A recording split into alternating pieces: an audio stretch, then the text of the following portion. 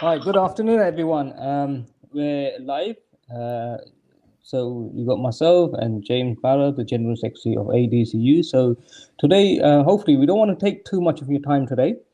Probably about as long as we can. But just it's quite an important announcement today. A lot of you probably already seen the post from yesterday, and also some text messages that you received from us today. But anyway, I'll let James start off, and we just quickly go through what we're planning, why we're planning. James, over to you. Oh, well, you can carry on, Yassine, if you like. I mean, the news is we're having a strike, 24-hour strike, Wednesday, July 20th, so from midnight to midnight, and then a public demonstration and protest, certainly in London, from 12 to 2 outside Uber's head offices. So we're really this was something that was voted in over the last 24 hours by our NEC. So we want to move ahead with this action. We think it's really important to act now on it, and we're really hoping, counting on everybody either attending the demonstration if you can. If you're outside London and you'd like to attend, you'd be more than welcome. And if your members, contact the union, see what we can do to help you get up to London. But why are we doing this? I mean, there's three big reasons. One is Uber has not complied with the Supreme Court ruling.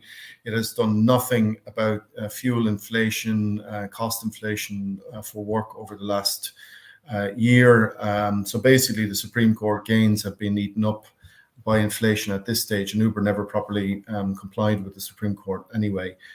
A second thing is the COT3 victims. So the people who accepted a settlement from Uber early on and didn't join some of the lawyers' representation that we arranged and other unions arranged are finding that they got paid a lot less money than the people who went through lawyers got paid. Listen, this whole thing is completely unfair because, firstly, everybody's owed back the same amount of money. This is your money. You should get it back. You should get it back. Uber lost fair and square at the Supreme Court. Uber should pay the lawyer fees if there's lawyer fees to be paid. And there's no doubt that they've cheated the people who trusted Uber to pay them properly when it went to Uber. So I have a lot of sympathy for these so-called COT3 victims. COT3 is the agreement you sign with Uber, and people signed those deals in good faith, and Uber cheated them. And we'd like to support those victims through this demonstration, demand that Uber pay everybody all the money they're owed. And if lawyers have to be paid on top of that, Uber should pay that. They lost fair and square. They dragged this around for 7 years in the courts. They should pay the lawyer fees. Whatever you're due, our position is very simple. Wherever you're due, you should be paid directly. Simple as that.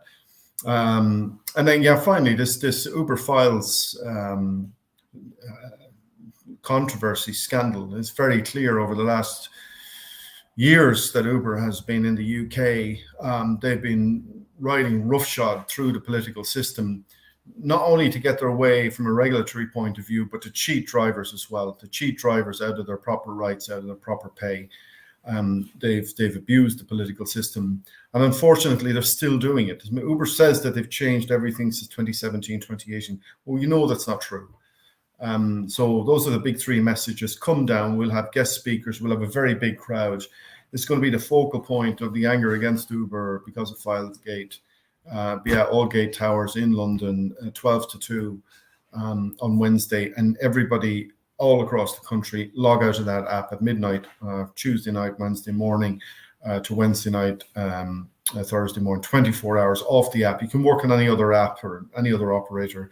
You have choices now. But please be off that app completely. We'll be asking customers as well to do the same thing. Nobody should be on that app. Yassine, over to you.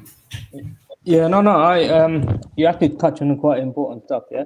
So just to go back, like when I started working for Uber around 2012 or 2013, and just to give you a little background, so let's say I did, 10 jobs and I got 20, let's say it's £20 a fare and I got £200. And after Uber's commission, I'm getting 160, but I wasn't getting 160. Uber would top me up with another £100. So let's say the total fare was £200. Uber's taking away their commission of £40, so I should be getting 160. But Uber was then topping me up with another £100, so I was actually getting £260. So I'm thinking, look, we're making a lot of money. But what they did then was, they had created this fake economy. But what did happen then? They're doing the same to us. So, for example, in 2015, when we started this case, the reason why we started this case was Uber was stealing from us. It's wage theft. So whether that was holiday pay or you didn't make the minimum wage, you were, or the drivers were entitled to something, and that's because Uber denied us. And we fought this for many years, and Uber did everything in their power to stop us from getting that. So since, I understand, let's say whoever settled with Uber directly last year, people were in a desperate situation, they needed the money, but Uber was money. So Uber was able to take that, so basically what happened is you settled directly with Uber, but Uber should have paid you exactly what you do. You shouldn't have to go through solicitors to get your money. And that's what's happening. So we got drivers that are still waiting for a tribunal date in order to get paid what they due. You got drivers that are taking money directly from Uber. You got drivers that have settled now through solicitors, but solicitor took a big chunk of that money. But regardless, it was Uber that stole that money from us from day one. And recently, what we learned over the last 2 years, or the recent files that got leaked, is it's all corruption.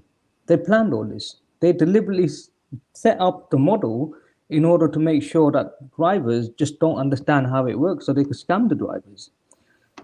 And the reason why we actually stood up back in the days, and the purpose of ADCU is to make sure that we could put protections in place so people are not desperate. So people have that protection, they have that standard. So when we're talking about the COC3 agreement, is unfortunately, a lot of people have signed these agreements, but that doesn't mean we don't have a voice. And we need to come together and we need to stand together and highlight that, look, this is a corrupted company that is taking advantage of us, and we're going to come together, we're going to unite, and we're going to fight back. So as of today, Uber's still not fully complying with the Supreme Court ruling. Drivers are still being shortchanged, and before you know it, they are mass recruiting again. Before you know it, they'll bring loads of more drivers onto the platform.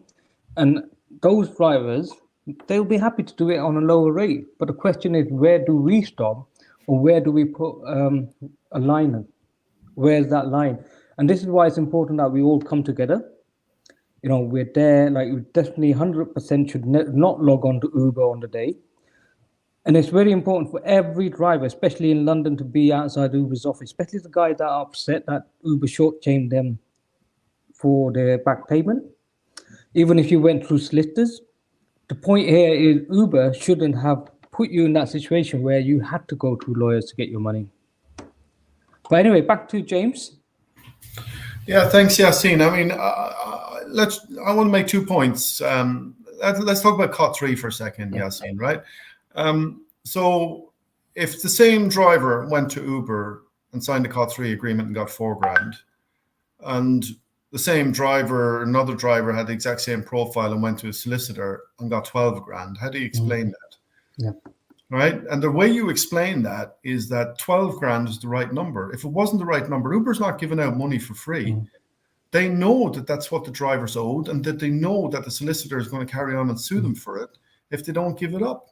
Yeah. And in fact, even that $12,000 is still too little, because we didn't go all the way. Yeah. So understand, if you got $4,000 when you should have got $12,000, you should have got $12,000. You were cheated out of $8,000, right? That's the COT3 scandal here, and Uber's, we can blame lawyers, we can blame everybody under the sun. There's only one person who's responsible for that, and that's Uber. And they cheated people. Doesn't matter what you signed. If you were cheated, you were cheated.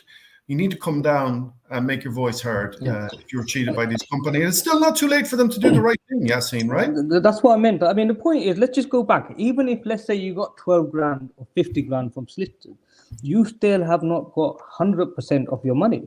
This is an out-of-court settlement. Just it might be 80% of your money, it might be 90%, and don't forget, just Lyft managed to make a nice little income out of that. So the point is, look, you have not got 100% of your money. And my point, James' point, whether you went to Uber directly, whether you went to Lyft, all of us together should be thinking, why do we have to fight 6 years to get what is our basic right? Yeah. Why is Uber offering us like 1% or 5% or 10% of what they owe us? And why do we have to go to solicitors and pay 50% of the commission to them to get our money that is due to us? And even if we have signed this agreement, even if we settle, whether you went direct or whether through solicitors, Uber could still make this right by now putting a hand up and say, look, we have changed. We have genuinely changed. We want to do what's right for our driver, and we'll pay all that back payment as and exactly what it is. But anyway, we got Hardy on as well, so we get Hardy to go. Anyway, Hardy, how you doing? I'm all right, guys. Can I say, if you haven't already, you must listen to Hadi's podcast on The Guardian. It's the best thing I've ever listened to in many years.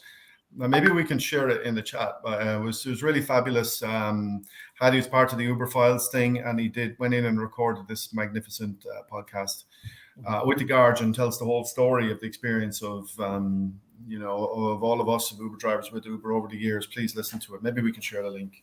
Mm-hmm. Hadi. Hey, anyway. Hi guys. I was just listening of your last 3 minutes, Yassine. Uber have not changed, and that was their excuse to come out and say we've changed. The exploitation still carries on. Drivers are struggling. Families have been destroyed because of them, and they've sold people nothing. They made people to come and buy all these expensive cars and so on. Come onto the platform. And next minute, just because of false allegation, you see drivers being kicked off the platform. The unfair dismissal is there. So what has changed? Nothing has changed, in my opinion. And this is not only my opinion. A lot of drivers out there will tell you basically that nothing has changed. Drivers have no voice within the Uber organization itself. They are treated to be one of the lowest in there. So I don't buy that excuse that, we've changed now, we moved on and so on. I don't buy that. Nothing has changed. The struggle still carries on. The exploitation still carries on. If things would have changed, we would have been the first people to come out here, ADCU, to say it.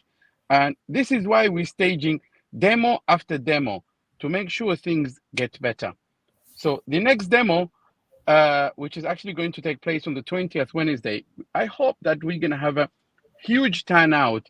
People who have been actually misled and sold, the holiday pay that, come to whatever, we're going to look after you. You cut the middle line, you cut the lawyers. But then when you look at it, they were the worst people, to be honest with you. And they got the worst payment out of all of it, and it's pity that us as a union, we were out there advising the drivers, don't take whatever, don't trust these people, you can never trust them. And this proves us we were right along the way. Sorry, the sun was on my way. And this proves actually we were right along the way, from 2015, when we started the whole campaign, going to court, through our different courtrooms and so on. It proves that we are right. And even all these files to come out, when you look at it, basically, and how they treated the drivers is so horrible that they never cared about people who actually their code partners. And up to today, nothing has changed. These people don't care. So I urge all colleagues out there, please, get to the demo. And if you can't, but just make sure you switch off that app for 24 hours. That makes a lot of difference. But also, what makes a huge difference is that we turn out with a huge crowd over there. We were almost 500 drivers out there on the last demo. But this time we can easily make 1,000 because kids are on holiday. You don't have school run, so you don't have any excuse. At least you're ill or you've got a hospital appointment. You can be excused. But then otherwise, there's no excuse for you not to be out there. Yeah, I think I just wanted to say something about crowd size and so on. For some reason, I'm trying to get into view here. Uber has been really focused on this issue of crowd size.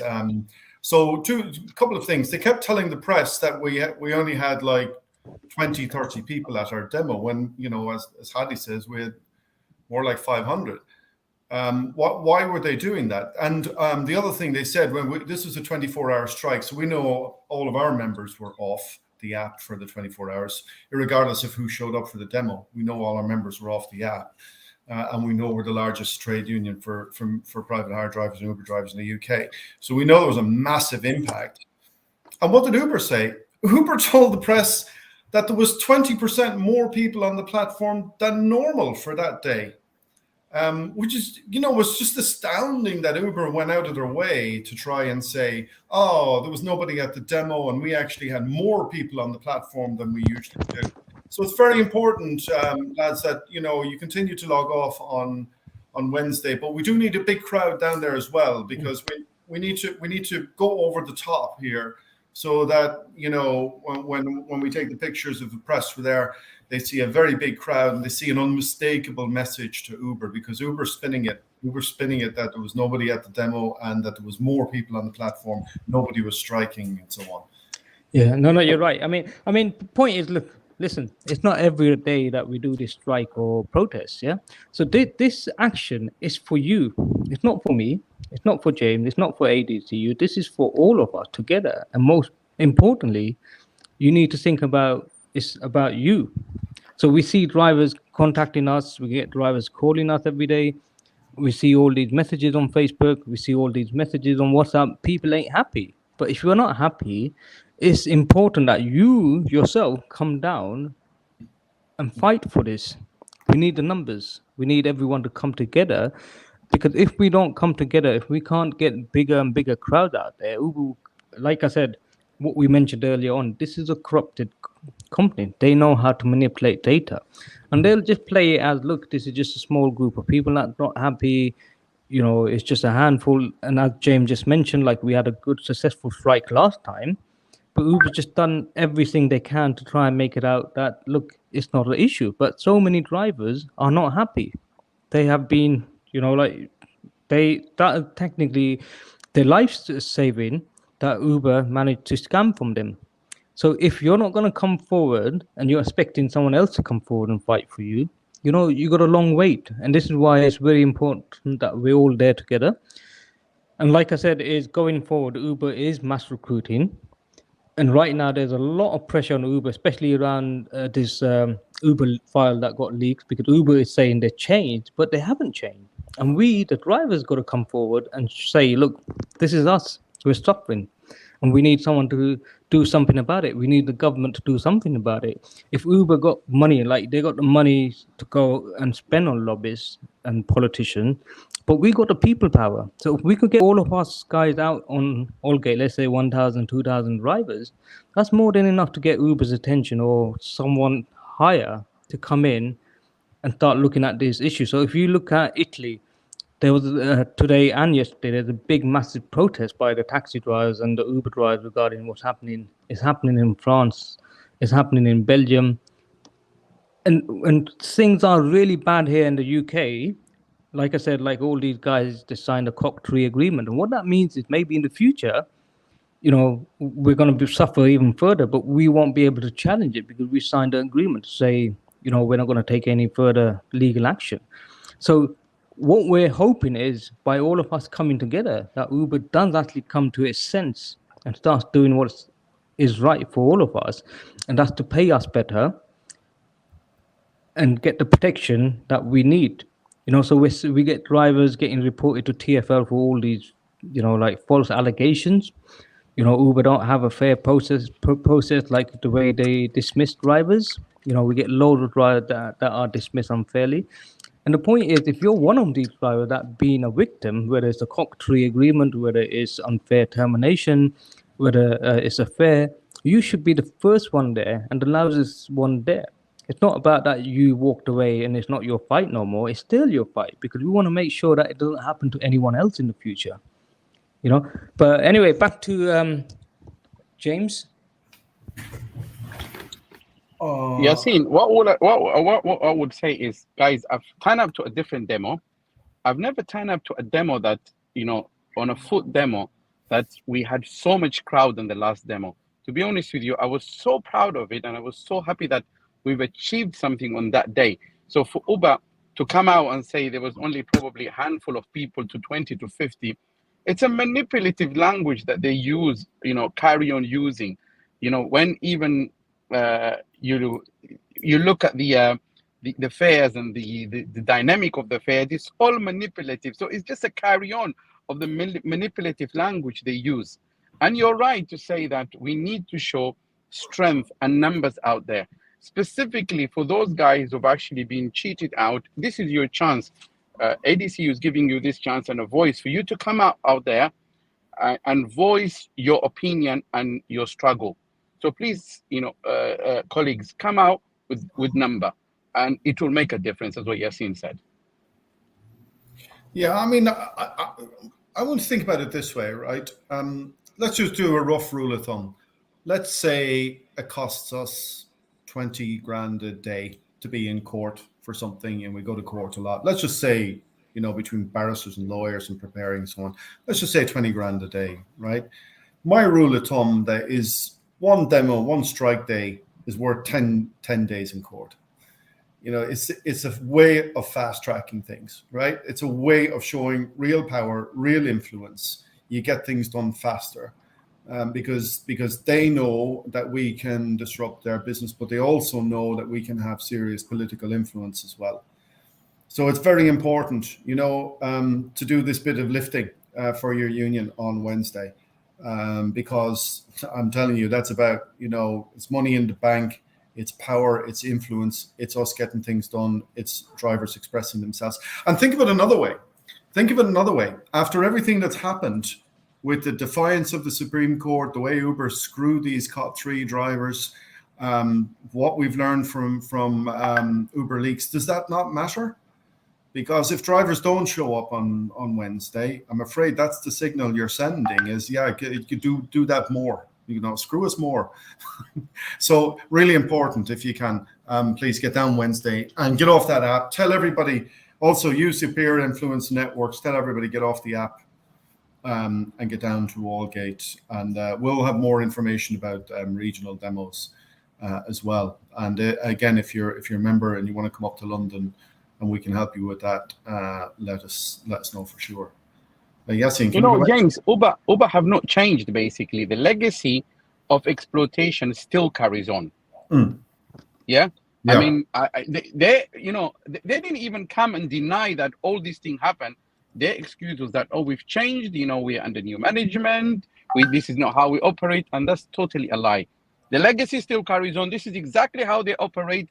Drivers have been squeezed, and they keep getting squeezed. I don't see Uber saying, hey, the cost of living has gone up, the fuel has gone up. Let's give these people £1 extra on a trip. ADCU have written to Uber, but Uber, it's like, it just fall on deaf ear. And the other thing is, guys, you see all these strikes which are actually taking place.